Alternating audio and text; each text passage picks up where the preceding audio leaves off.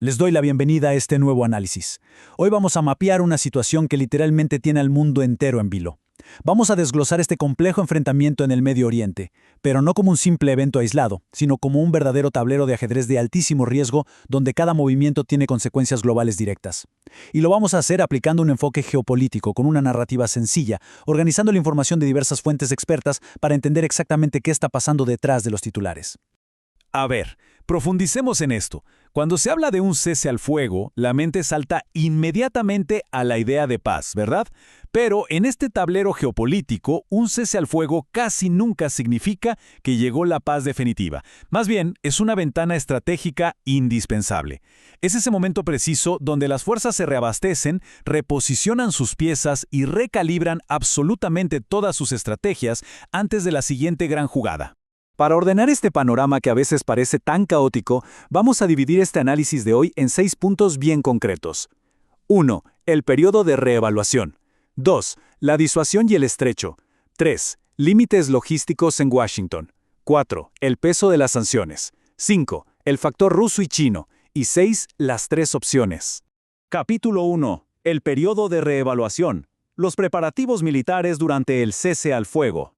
Como decíamos, esta pausa temporal no es ningún descanso para nadie, todo lo contrario. Estamos viendo una fase intensiva de reseteo militar y una logística hiperactiva, especialmente por parte de Irán. Según los análisis de las fuentes, este tiempo se ha invertido en actualizaciones que son críticas. Primero, la implementación de una logística completamente descentralizada, moviendo equipos por todo el país para garantizar que la capacidad ofensiva se recupere rapidísimo. Segundo, la preparación de plataformas de lanzamiento doble para sistemas como el misil Kar-Shekan, lo que básicamente multiplica su poder de fuego simultáneo. Y tercero, una movida sumamente astuta, la transición de misiles de combustible líquido a combustible sólido. Estos últimos ocupan mucho menos espacio, no tardan horas en cargarse y pueden guardarse listos para disparar en fortificaciones subterráneas que están probadas contra bombas antibúnker. Ahora, lo que realmente llama la atención de los informes es la escala monumental de toda esta preparación. Los datos señalan que la capacidad de producción de misiles se ha multiplicado por 10 desde que arrancó la primera fase del conflicto. Y claro, toda esta estrategia está siendo dirigida por veteranos de la guerra entre Irán e Irak, es decir, líderes que conocen de primera mano lo que es una guerra existencial. Además, el análisis revela que ya hay 100 objetivos estratégicos 100% identificados. Pasamos al capítulo 2, la disuasión y el estrecho, la línea del frente económico. Acá hay una fricción histórica y geográfica interesantísima. Por un lado, tenemos la visión de Washington, que tradicionalmente describe estas vías como aguas internacionales, e incluso en la retórica política reciente se le ha llamado el estrecho de Trump. Pero por el otro lado, tenemos la visión compartida por Irán y Omán, que consideran estas aguas como estrictamente territoriales, y de hecho están imponiendo peajes de tránsito.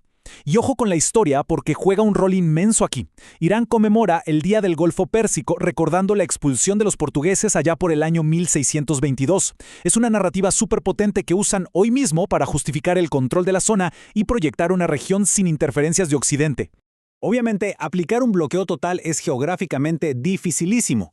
Irán mueve sus mercancías utilizando sus propias aguas costeras, manteniéndose fuera del alcance de la Marina estadounidense, que lógicamente no puede acercarse mucho por el riesgo constante de drones y misiles balísticos. Y cuando la ruta marítima se complica demasiado, las fuentes indican que se están utilizando hasta 6 rutas terrestres y ferroviarias que conectan con Pakistán a través del puerto de Chabahar. La capacidad de disuasión sigue evolucionando todos los días. Por ejemplo, los reportes destacan el uso totalmente inédito de drones comerciales para impactar armamento pesado, como tanques Merkava israelíes, adaptando tácticas que hemos visto en otros frentes de batalla actuales. Capítulo 3. Límites logísticos en Washington. Las restricciones internas y las duras realidades de la cadena de suministro. Para entender la verdadera capacidad de respuesta operativa de Estados Unidos, hay que mirar la infraestructura física. Los reportes indican que el cuartel general de la Quinta Flota en Bahrein sufrió graves daños.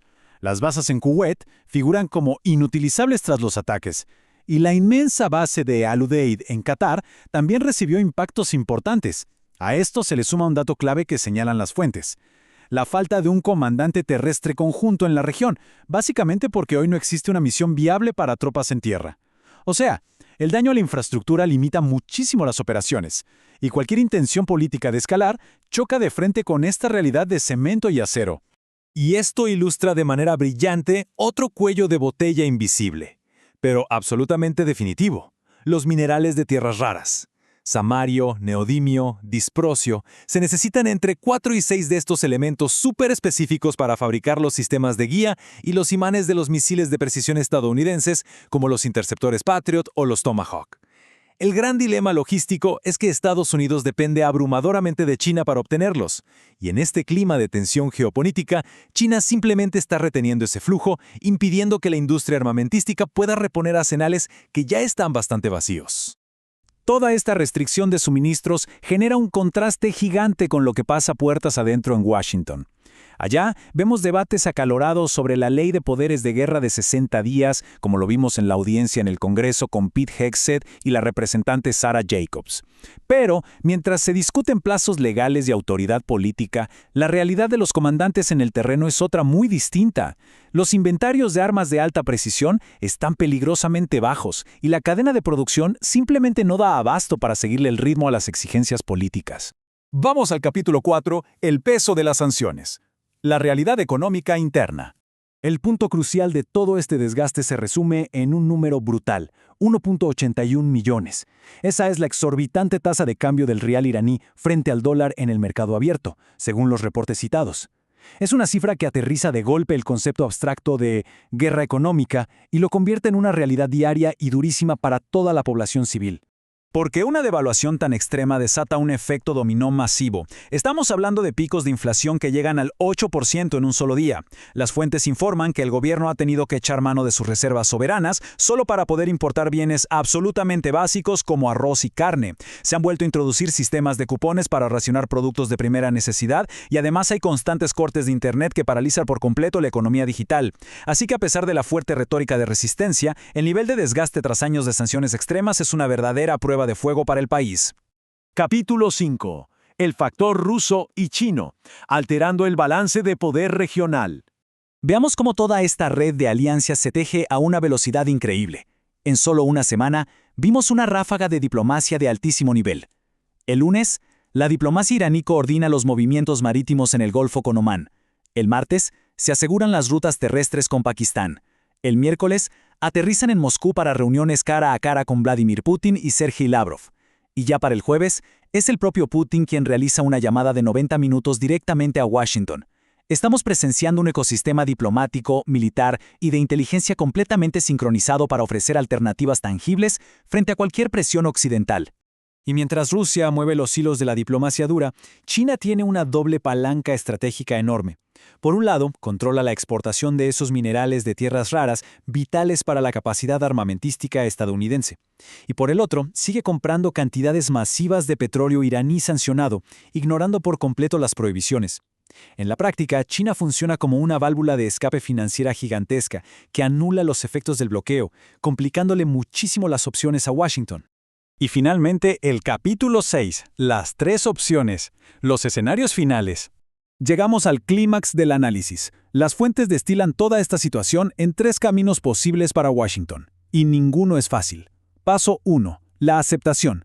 Esto implica reconocer la nueva correlación de fuerzas, admitir el control regional de las rutas y aceptar los derechos nucleares en el marco de la no proliferación. Un ajuste político inmenso. Paso 2. El reinicio de la guerra. Optar por reanudar las hostilidades abiertas, asumiendo riesgos extraordinarios dados los daños en las bases y el agotamiento de los arsenales de precisión que vimos antes. Y el paso 3, la ilusión de inacción. Mantener un limbo donde no hay paz formal ni guerra abierta, prolongando el estrangulamiento económico sin una estrategia de salida, lo que asegura que la inestabilidad global siga latiendo. Lo que nos deja con una profunda reflexión para cerrar. ¿Qué ocurre realmente cuando un conflicto regional redibuja de forma permanente las alianzas globales? No estamos analizando solo una disputa territorial, estamos siendo testigos de cómo surgen nuevos polos de poder, cómo se reestructuran las cadenas de suministro y cómo se ponen a prueba los límites de la fuerza militar convencional. Comprender estas piezas es la clave para prever el mapa geopolítico del futuro. Mantengan esa curiosidad, sigan cuestionando los datos y nos escuchamos en nuestro próximo análisis. Hasta pronto.